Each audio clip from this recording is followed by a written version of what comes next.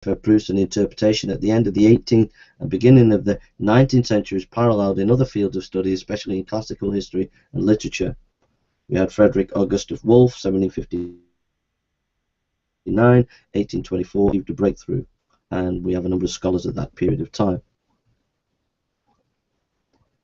We have Schleiermacher and Lives of Jesus, and at that time we had Schleiermacher do his studies. We had people like Strauss and Renan coming in with their studies about the life of Christ using various methods. We have the Meyer commentary, who was a massive exegete. F.F. Bruce says one of the great exegetical achievements of the 19th century is Heinrich Augustin Wilhelm Meyer, 1873. I had a set of those commentaries, but I gave them away. Then we had exegesis at Princeton. We had Charles Hodge, 1797, 1878, and a number of Princeton theologians.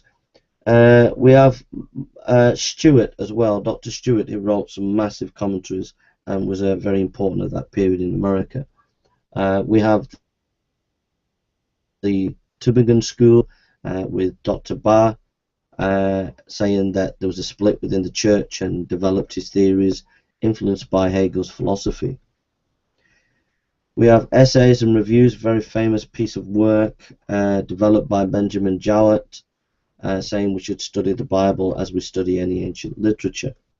We have the Cambridge School, Westcott, Bishop Westcott, 1825-1901, Fenton Anthony Hort, 1828-92, and Lightfoot, Bishop Lightfoot. These were massive scholars on New Testament, tried to study things in a very historical context, look at the early church fathers and what ancient texts said. They were massive scholars.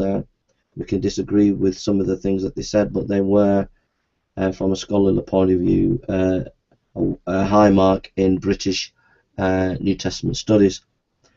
Then in the 20th century, emphasis on eschatology.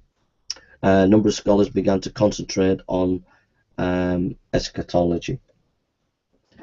We have Albert Schweitzer with his study of 19th century lives of Jesus. We have von Remus Reed, The Quest for the Historical Jesus. This epoch-making work reviewed the gospel research of more than 100 years.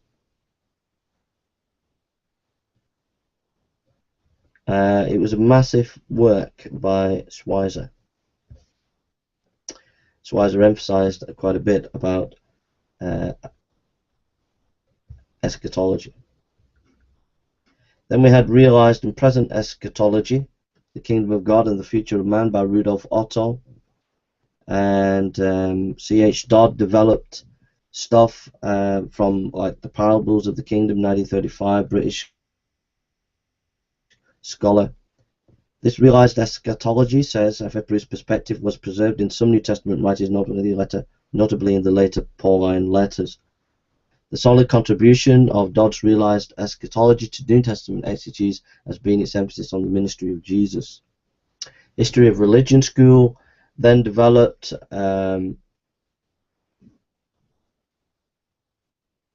looked at religious presuppositions, said F.F. Bruce, of primitive Christianity in the contemporary Near Eastern and Grecian Roman context.